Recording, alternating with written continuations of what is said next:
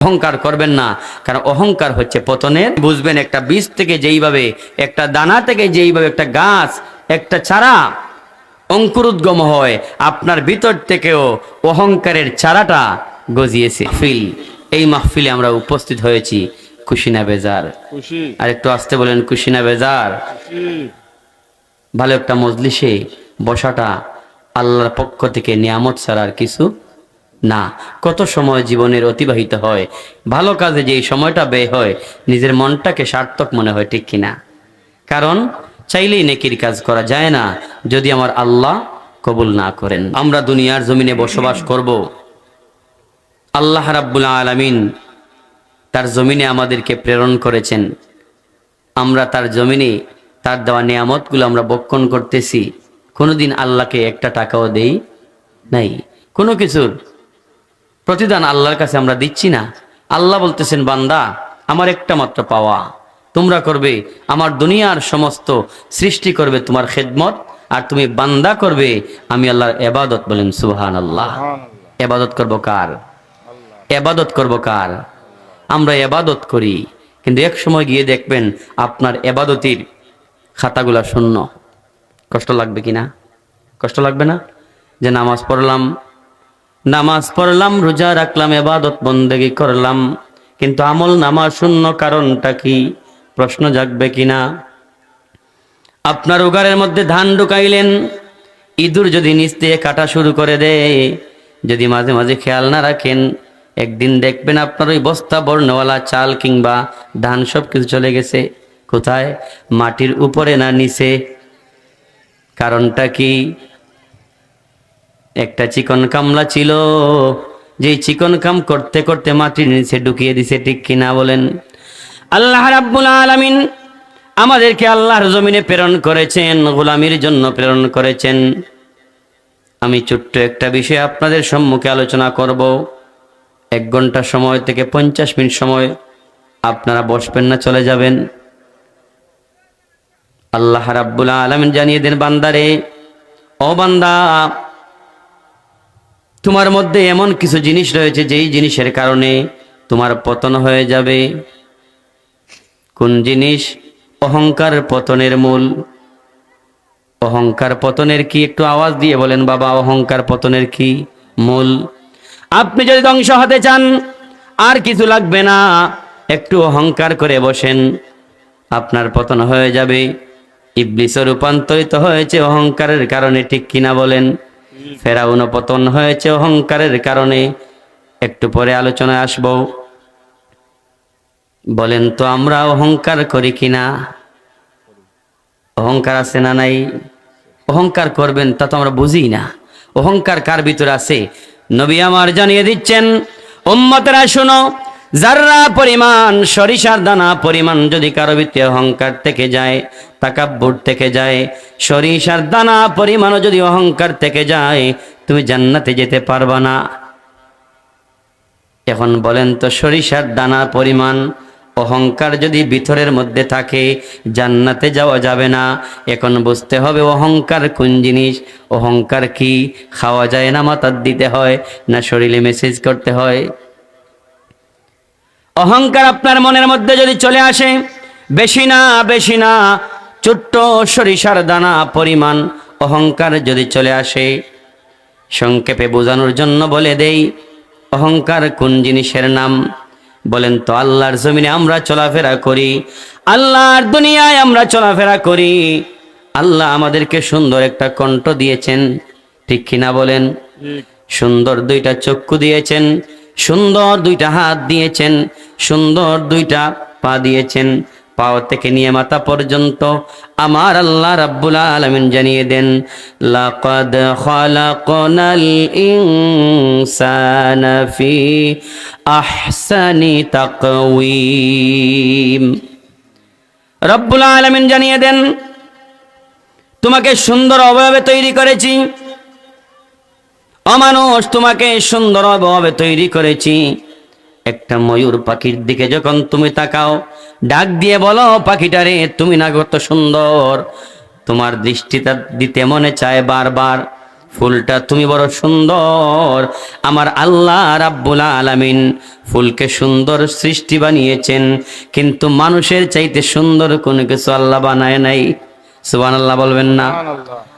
ওই ময়ূর ডাক দিয়ে বলবে, আরে আল্লাহর বান্দা, তুমি মনটাকে বড় খারাপ করে দিলা। আমি ময়ূর পাখি বড় সুন্দর, কিন্তু একটা প্রমাণ দেখাও, একটা প্রমাণ দেখাও। আমার আল্লাহ ময়ূরের কথা সুন্দর বলে কোরআনে ঘোষণা করেন নাই, কিন্তু তুমি মানুষ আমার আল্লাহ বানিয়েছে সুন্দর অবয়বে। তার দলিল আমার আল্লাহ কোরআনুল কারিমে দিয়েছে। বলেন সুবহানাল্লাহ। এই সুন্দরের জন্য কণ্ঠ সুন্দর, চেহারা সুন্দর, হাত সুন্দর, কথা সুন্দর, কাজ সুন্দর, এইগুলা গুণ কিনা? বাবাজিরা লক্ষ্য করেন, এগুলা গুণ কিনা? তো আমার গুণের জন্য প্রশংসাকার আমার না মাওলার? যদি আপনার ভিতরে চলে আসে আমার গুণের জন্য আমি প্রশংসার দাবিদার, আপনার ভিতরে মনে মনে যদি শুধু এই শব্দটা চলে আসে, আমার সৌন্দর্যের জন্য, আমার সুন্দর কথা, আমার সুন্দর তিলাওয়াত, আমার মতো সুন্দর তিলাওয়াতের জন্য আমি হচ্ছি প্রশংসার দাবিদার, আপনার ভিতরে অহংকারের বীজ রোপণ হয়ে গেছে। অহংকারের বীজ মুখ দিয়ে কিন্তু বলেন নাই, অন্তরে অন্তরে বলতেছেন, আসলে আমি তো বিচারে যেই বৈঠকে বসি, আমার মতো চেয়ারে বসে বিচার করেনওয়ালা অত এলাকায় নাই। বলেন কি না? এটা মুখ দিয়ে বলেন, কিন্তু মুখের কথা বলছি না। শুধু মনে মনে যদি ভাবেন যে আসলে আমি তো এত সুন্দর বিচারক, এটার জন্য তো আমি আসলেই প্রশংসার দাবিদার, শুধু মনে মনে বললেন না প্রকাশ্যে? শুধু মনে মনে বললেন, আমার এত সুন্দর কণ্ঠ, যার সুন্দরের জন্য আমি প্রশংসার দাবিদার। এই কথা মনে মনে বাবার সাথে সাথে অন্তরের মধ্যে সরিষার দানা পরিমাণ হোক, বড়ই বীজের মতো হোক, একটা বীজ আপনার অন্তরে রোপণ হয়ে গেছে। ভালো করে লক্ষ্য করবেন বাবা, আপনার আমার ভিতরে অহংকার আছে না নাই?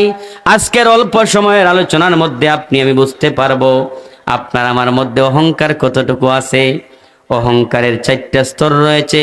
1 নাম্বার হচ্ছে অহংকারের বীজ, 2 নাম্বার হচ্ছে অহংকারের চারা, 3 নাম্বার হচ্ছে অহংকারের গাছ, 4 নাম্বার হচ্ছে অহংকারের ফসল।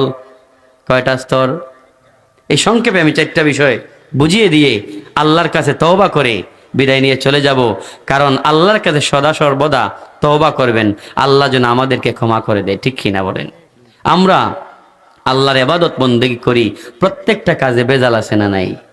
নামাজের মধ্যে দাঁড়ান আল্লাহকে খুশির জন্য, একটা মশা যদি কামড় দেয় নামাজটা ভঙ্গ হয়ে যায়। ঠিক কিনা? এক পা দিয়ে আরেক পা মশাকে আমরা তাড়ানো শুরু করে দিই, আসি না নাই? তো আল্লাহর ইবাদত বন্দেগী আমরা করি, কিন্তু বিশ্বাস রাখতে পারি না এই আমলের বিনিময়ে আল্লাহ আমাকে জান্নাত দিবেন, কিন্তু এটা বিশ্বাস করতে পারি ভালো কোনো একটা নেকের কাজকে উসিলা বানিয়ে আমার আল্লাহ রাব্বুল আলামিন আমাদেরকে ক্ষমা করে দিতে পারে। ঠিক কিনা বলেন? ঠিক কিনা?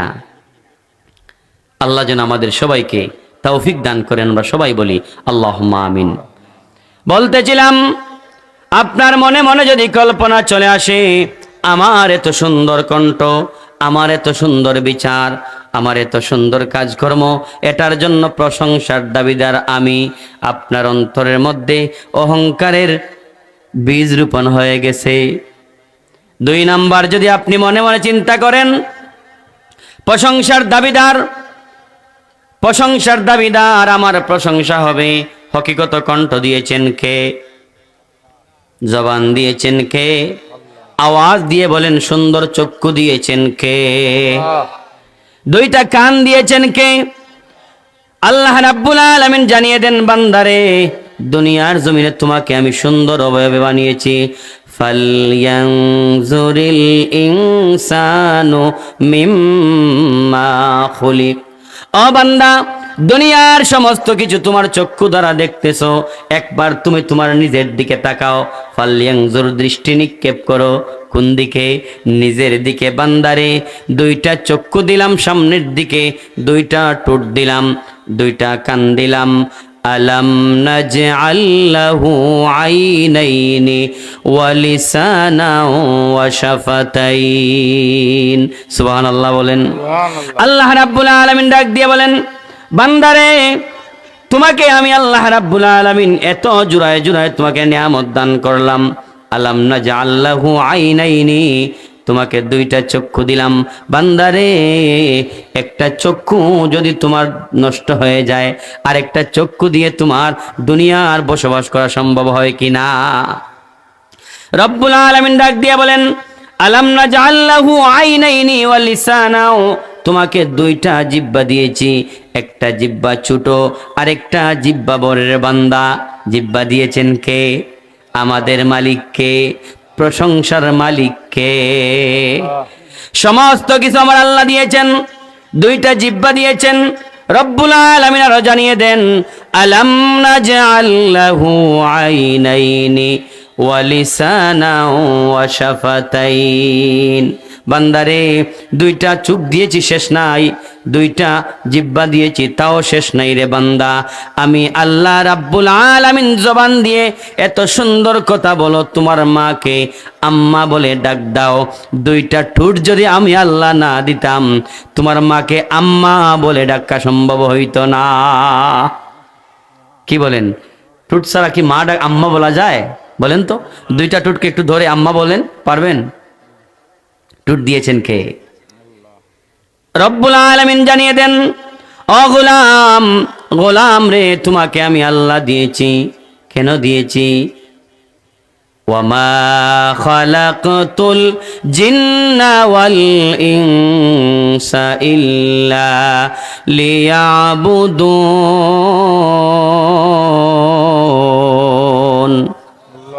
আল্লাহ রাব্বুল আলামিন জানিয়ে দেন, মানুষ এবং জিন জাতিকে আমি রবের গোলামির জন্য তৈরি করেছি। যত কিছু প্রয়োজন তোমাকে দিয়েছি, প্রশংসা করবে আমি আল্লাহর। মালিকানা যার, ঠিক কিনা বলেন? আমাদের মালিককে, সমস্ত প্রশংসার মালিককে।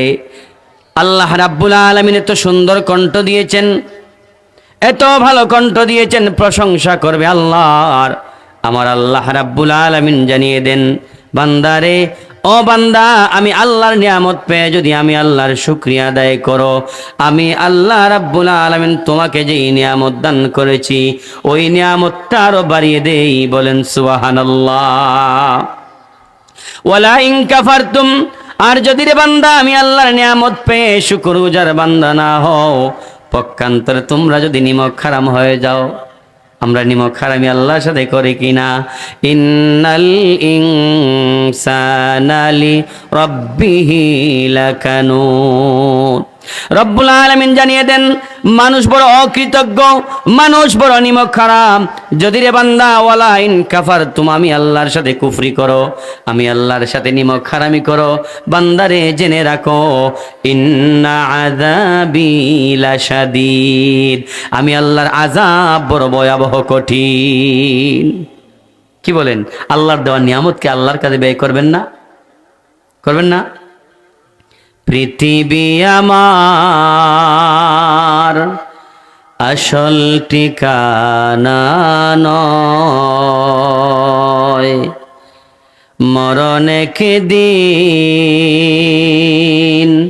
মুছে দিবে সকল রঙিন পরিচয়। পৃথিবী আমার আসল ঠিকানা নয়, মিছে এই মানুষের বন্ধন, মিছে মায়া স্নেহ প্রীতি ক্রন্দন, মিছে এই দুনিয়ার বন্ধন, মিছে মায়া স্নেহ প্রীতি ক্রন্দন, মিছে এই দুদিনের রংধনু সাত রং, মিছে এই দুদিনের জয় পরাজয়। পৃথিবী আমার আসল ঠিকানা নয়, মরণে কে দিন মুছে দিবে সকল রঙিন পরিচয়। পৃথিবী আমার আসল ঠিকানা নয়। ঠিক কিনা বলেন? রব্বুল আলামিন জানিয়ে দেন, ও গোলাম, আমি আল্লাহর নিয়ামত পেয়ে শুকরিয়া হবে আল্লাহর, প্রশংসা হবে আমি আল্লাহর।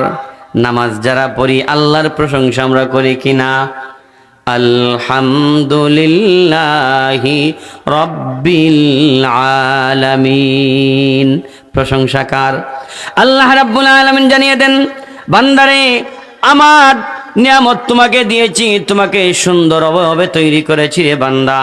বান্দা যখন টুপি লাগায় সুন্দর লাগে, পাগড়ি লাগায় আরো সুন্দর লাগে, আবায়া লাগায় আরো সুন্দর লাগে। ঠিক কিনা বলেন? কারণ সুন্দরের মধ্যে ডাবল সুন্দর। কিন্তু আমি আল্লাহ রাব্বুল আলামিন মানুষকে শ্রেষ্ঠত্ব দান করেছি। মানুষ ছাড়া অন্য কোনো মানুষের কাছে গাছের মধ্যে পাগড়ি পরাইলে ভালো লাগবে না, গাছের মধ্যে যদি মাথার মধ্যে আবার তৈরি করে দেন ভালো লাগবে না। আমার আল্লাহ রাব্বুল আলামিন জানিয়ে দেন, বান্দারে তোমাদেরকে সুন্দরভাবে তৈরি করেছি, আশরাফুল মাখলুকাত, সমস্ত প্রশংসা হবে আমি আল্লাহর। এজন্য তোমার ভিতরে যদি চলে আসে প্রশংসার জন্য তুমি দাবিদার, তোমার প্রশংসা হবে। তোমার ভিতরের মধ্যে অহংকার পয়দা নিয়েছে। বুঝতেছেন অহংকার কি? ইন্নাল্লাহা লা ইউহিব্বু মান কানা মুখতালান ফাখুরা। অহংকারী ব্যক্তি, দাম্ভিক এবং অহংকারী ব্যক্তি আল্লাহ রাব্বুল আলামিন জানিয়ে দেন আমি তাকে মহব্বত করি না। ইন্নাল্লাহা লা ইউহিব্বু, আল্লাহ রাব্বুল আলামিন ভালোবাসেন না কাকে? অহংকারীকে। বলেন তো, সরিষার দানা পরিমাণ অহংকারী যার ভিতরে থাকবে সেও তো অহংকারী। এখন আমাদের ভিতরে প্রশংসার জন্য আমি দাবিদার। যদি আমার ভিতরে এটা চলে আসে, আমি কি আল্লাহর মহব্বতের বান্দা হওয়া যাবে না। এজন্যে খেয়াল রাখবেন আপনার আমার ভিতরে যেন অহংকার না আসে। 2 নম্বর কথায় চলে আসি। 1 নম্বর বললাম, প্রথম নাম্বার পর্যায়ে হচ্ছে অহংকারের বীজ, 2 নাম্বার হচ্ছে অহংকারের চারা। আপনি মনে মনে যদি চিন্তা করেন, আহারে এত সুন্দর কথাবার্তা আমার মুখ দ্বারা বের হয়ে চলে আসে, এত সুন্দর সঙ্গীত, এত সুন্দর আলোচনা, এত সুন্দর বিচার, এটার জন্য তো আমি প্রশংসার দাবিদার। যেই মনোভাবটা জবান দিয়ে আপনি প্রকাশ করে দিবেন, একটা বীজ থেকে যেইভাবে চারা গজানো শুরু হয়ে যায়, ভিতর থেকে কথাটা বাহিরে বের করার সাথে সাথে আপনার ভিতরে অহংকারের চারা উদয় হয়ে যায়। কথা কি বুঝতেছেন? অহংকার, আপনি নিজের বিবেককে একটু প্রশ্ন করবেন যে আজকের আলোচনা থেকে 4টা পর্যায়ে অহংকারের 4টা স্তর। 1 নম্বর হচ্ছে যে আমার কাজের জন্য আমি প্রশংসার দাবিদার, শুধু মুখে নয় অন্তরে বলার সাথে সাথে আপনার ভিতরে অহংকারের বীজ রোপণ হয়ে যায়। আর যদি জবান দিয়ে কথা বলা শুরু করে দেন যে আসলে তো আমি এটার হকদার, আমি এটার দাবিদার, মুখ দিয়ে প্রকাশ করে দেন, তাহলে সাথে সাথে আপনি বুঝবেন একটা বীজ থেকে যেইভাবে, একটা দানা থেকে যেইভাবে একটা গাছ, একটা চারা অঙ্কুরোদ্গম হয়, আপনার ভিতর থেকেও অহংকারের চারাটা গজিয়েছে। নাউজুবিল্লাহ বলবেন না? আমরা কি ওই অহংকার থেকে বেঁচে থাকবো না? অহংকার তো দুনিয়ায় অনেক মানুষ করেছে, একটু পরে যাব সেদিকে। অহংকার করবেন না, কারণ অহংকার হচ্ছে পতনের